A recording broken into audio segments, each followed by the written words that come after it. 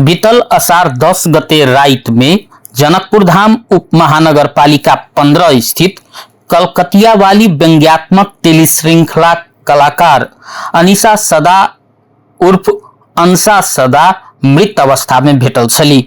घटना के बाद पोस्टमार्टम के लिए शव पठाओल गेल छल आ अनुसंधान के क्रम में विद्युतीय उपकरण सब सेहो जब्त कयल गेल छल।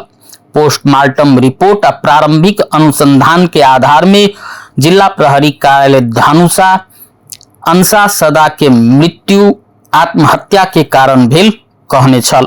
मुदा जिला प्रहरी कार्यालय धनुषा बुध दिन केने एकटा पत्रकार सम्मेलन में अंशा सदा मृत्यु प्रकरण के अनुसंधान अखनो बाकी रहल आ अखनो फोरेंसिक रिपोर्ट सहितक विषय सब जे छै से अखनो बाकी रहल जानकारी देने अछि। किछ दिन पूर्व विभिन्न संचार माध्यम में प्रहरी एहि घटना के लकर निष्कर्ष में पहुंचल से समाचार बहरायल छल। मुदा पुलिसक अनुसार प्रहरी के अनुसंधान कहियो नहीं समाप्त होइत अछि, ओ निरंतर जारी रहै छै आ अखनो ओ अनुसंधान जारी रहल। जिला प्रहरी कार्यालय धनुषा के प्रहरी उपरीक्षक एसपी नरहरि रेग्मी जानकारी देलनि अछि। हुनकर अनुसार पोस्टमार्टम रिपोर्ट चलि आयल अछि, मुदा फोरेंसिक रिपोर्ट सहितक विभिन्न एंगल से जे अनुसंधान होइ छै, विभिन्न कोण से जे अनुसंधान छै से अखनो बाकी छै। तें अखन अनुसंधान के विषय में प्रहरी किछ ठोस जानकारी नहीं द सकैत अछि, मुदा प्रहरी एहि के निष्कर्ष पर पहुंचय के प्रयास अखनो क रहल हुनकर कथन छलनि।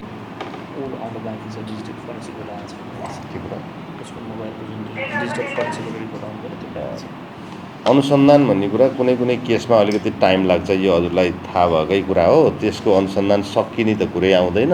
हामीले केही चिजहरू हामीले खोजिएका, जस्तो कहिलेकाहीँ फोरेन्सिक रिपोर्टको कुराहरू आउँछ, टेक्निकल विषयका कुराहरू रिपोर्ट आउनु बाँकी रहन्छ, त्यस्तै होला। अब अनुसन्धान चाहिँ टुङ्गिया छैन, सकिया छैन।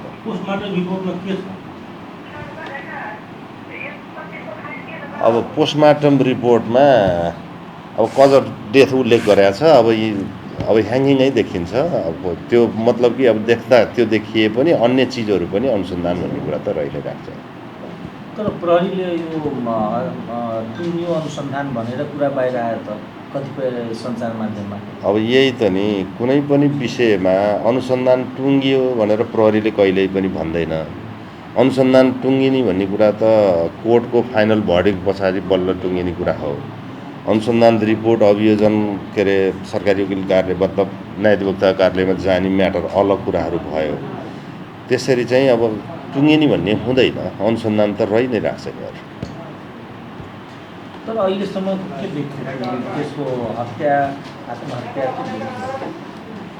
अनुसन्धानको विषयमा त हामीले केही पनि कुरै राख्न सक्दैनौँ हजुर। अनुसन्धान भनेको इन्टर्नल हुने कुरा हो। तपाईँहरूलाई चाहिँ हामीले यसरी प्रेस मिट गरेर अनुसन्धानको विषयमा हामी केही पनि भन्न सक्दैनौँ।